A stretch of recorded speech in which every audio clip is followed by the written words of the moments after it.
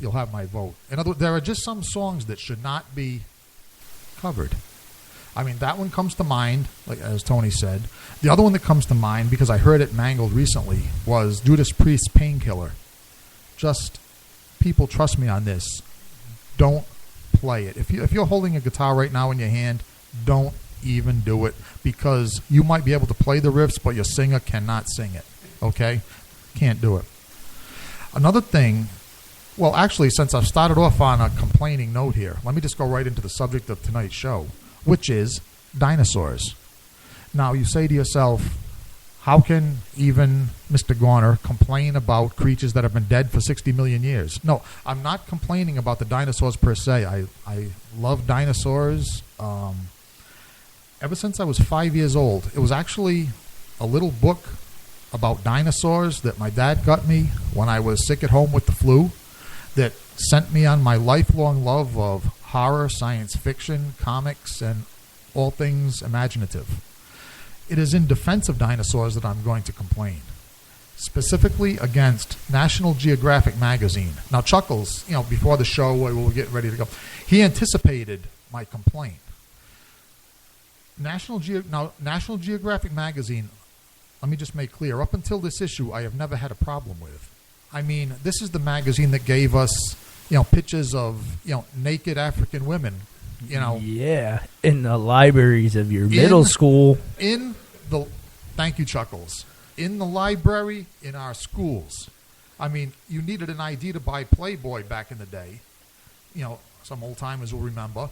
But I don't know, what was it, since maybe 1930, for a long time, National Geographic has been providing the nudity for generations of American youth, and we appreciate it. Yeah, thank you. Yeah, thank you very much. What we don't appreciate is this hatchet job done to the world of dinosaurs called Move Over T-Rex. That's the name of this article in the October issue, I believe it is, of National Geographic. The point of this article, as if they haven't tried to assassinate Tyrannosaurus Rex in the scientific community already by, Chuckles, what would you say? They tried to put feathers on him like a big bird. Tried saying he was a scavenger over a predator. Yeah, they tried to say he was a scavenger. They've tried to put feathers on him. Now, the newest thing is apparently he's not the ultimate predator anymore because we have this thing called Spinosaurus. Now,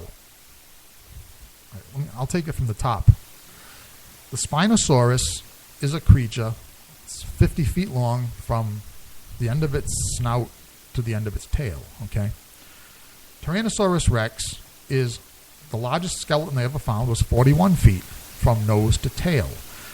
Because of a 9-foot difference, they're trying to take away the ultimate predator status from Tyrannosaurus Rex and give it to this Spinosaurus. Okay? The main problem I have with it is this. If you can take points away from Tyrannosaurus for being an occasional scavenger, and what, lions, tigers, what beast of prey won't eat a nice smelly hunk of rotting flesh on the ground rather than chase around live prey when they have the chance, right? Nobody. So he shouldn't be faulted for that in the first place. But he's being compared now to a creature that was 9 feet longer that eats fish. This National Geographic article goes on at loving length about this Spinosaurus. The friggin' thing, all it does, it swims in the rivers of the dinosaur Cretaceous period, all 50 feet of it, and eats fish. It catches fish. While Tyrannosaurus, if I remember my scientific dinosaur knowledge correctly, used to spend his afternoons fighting with Triceratops, if I'm not mistaken, and I'm not. So basically, I could sum this whole argument up in one quick message to National Geographic. Schedule for these two creatures. Tyrannosaurus Rex is daily schedule. This afternoon, going to fight Triceratops. Spinosaurus, going fishing. Now, come on, who is the apex predator here? I have to give it to you there. It definitely would be T-Rex. However, the science world looks at killing fish as an ultimate predator, which it is. Even if you look at today's terms, what's the largest predator? The largest predator? It's a whale. That's true. That eats krill. Yeah. Which is a very microscopic little shrimp-like creature. The largest land predator being the polar bear. But you can't compare the two size-wise because one's eating seals and people and fish, and one's eating krill and an occasional fish in the mouth, whatnot. Right. Okay. Yeah. Occasionally, it swallows a buoy or something like that. Right. But they give the largest predator to the actual, what they call it, the sperm whale, because it'll hunt down and kill giant squids and other animals of the sea. Yeah. Which I'll tell you, I give credit to anything that can kill a giant squid. I mean, the whale. That's fine. I'll give credit to that. But I think the point of this National Geographic article was the largest land predator of all time. And leaving out the whales, obviously, that's a category of itself. They're kind of comparing Spinosaurus to an alligator, which is, I guess they're saying that's very similar to them, because an alligator chills by the river 95% of the time. And the Spinosaurus swims in the river chasing fish. Right, and that's what an alligator would do most of the time. However, if a harmless mammal comes up, it'll snag it, which I think would probably be the same thing with the Spinosaurus. It'll eat anything that's small enough to swallow. Right. But comparing it to T-Rex, I got to agree with you there. Being on my third resurrection, I did enjoy that image of a T-Rex ripping apart a long neck or a Triceratops, or the occasional wrong when they would put a Stegosaurus in there, which that was the Jurassic, not the Cretaceous time period, morons. Right, that was the co-main event, the Allosaurus versus the Stegosaurus. Right. Yeah. Jurassic Park, biggest fraud movie. Oh, Jurassic! Don't get me started on Jurassic Park, because you know what? Steven Spielberg started all this, and Tony's glaring at me. Remember the FCC? So okay, but Steven Spielberg, who has made more pieces of crap, big budget movies than almost anybody on the face of this earth, except the Emmerich brothers. He started all this Spinosaurus crap back in Jurassic Park 3, if I remember correctly. Now, I'm complaining about National Geographic. They're late to the party. Right. Now, that had to anger you as well as it did me when he snapped that T-Rex's neck in the battle there. I'm like, all right, I'm done. I'm shutting this off here. I mean, first of all, how many ways do I hate this? First of all, Spinosaurus, just because it's got a big sail thing on its back, doesn't make it more cool than a Tyrannosaurus Rex.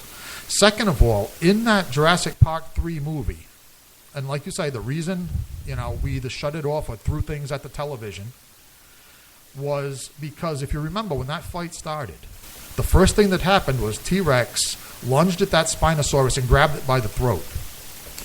If anybody that was still remembers to watch Jurassic Park 3. He grabbed it by the throat.